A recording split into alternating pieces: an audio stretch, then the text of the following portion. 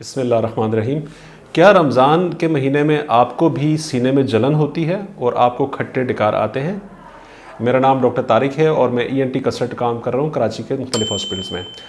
आज हम बात करेंगे कि रमज़ान के महीने में जो स्पेशली अफ्तार के बाद या सहरी के बाद भी आपको सीने में जलन होती है, खट्टे डकार आते हैं और कभी कभी खाना वापस मुँह की तरफ आ रहा होता है।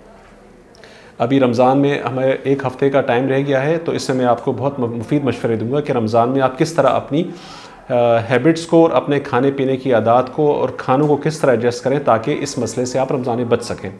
आपने बहुत कॉमन देखा होगा कि रमज़ान के महीने में बहुत सारे लोग हमारे पास हॉस्पिटल्स में आते हैं और वो एसिडिटी की शिकायत करते हैं, जिसकी वजह सीने में जलन हो रही होती है।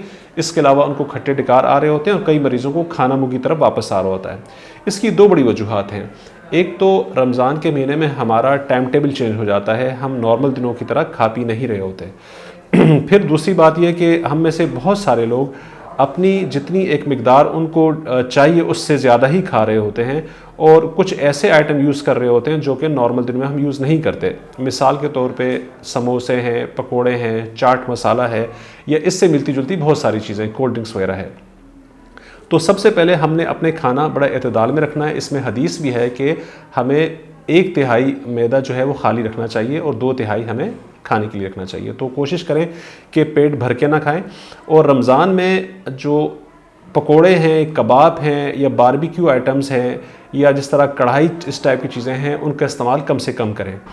अफ्तारी के मौके पे स्पेशली आप दही का इस्तेमाल ज़्यादा रखें, फ्रूट्स का और सलाद का इस्तेमाल ज़्यादा रखें। और सहरी में आप कोशिश करें कि आप अगर करी या सालन इस्तेमाल ना करें तो ज़्यादा बेहतर है। उसमें से भी बहुत हल्की फुल्की चीज़ें जिस तरह के खीर है या कस्टर्ड है या दलिया है, फ्रूट्स हैं, चाट्स हैं, दही है, इस टाइप की चीज़ें आप ज़्यादा इस्तेमाल करें। इसके अलावा मैं आपको ये रिकमेंड करूँगा कि रमज़ान के महीने में बहुत ज़्यादा तेज़ चाय, कॉफ़ी और कोल्ड ड्रिंक से भी इज्तनाब करें, क्योंकि ये तमाम चीज़ें एसिडिटी बढ़ाती हैं और मुंह की तरफ खाना वापस आ रहा होता है। तो एक तो मिकदार आपने खाने की कम रखनी है और दूसरी बात यह कि आइटम भी आपने सेलेक्टेड रखने हैं। आपने ज़्यादातर इन चीज़ों से बचना है जो कि मैंने आपको बताई है, जो कि एसिडिटी करती है। इससे ना सिर्फ कि आपका मैदा ठीक रहेगा बल्कि आपको खट्टी डकारें भी नहीं आएंगी।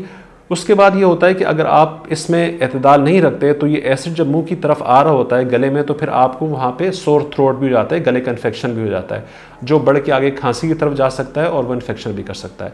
तो अगर आप इसे एतदाल से कंट्रोल करेंगे ग़िज़ा में अपनी, तो तमाम चीज़ों से आपको इंशाल्लाह छुटकारा मिलेगा और बात जो है वो इन्फेक्शन की तरफ नहीं जाएगी। बहुत शुक्रिया।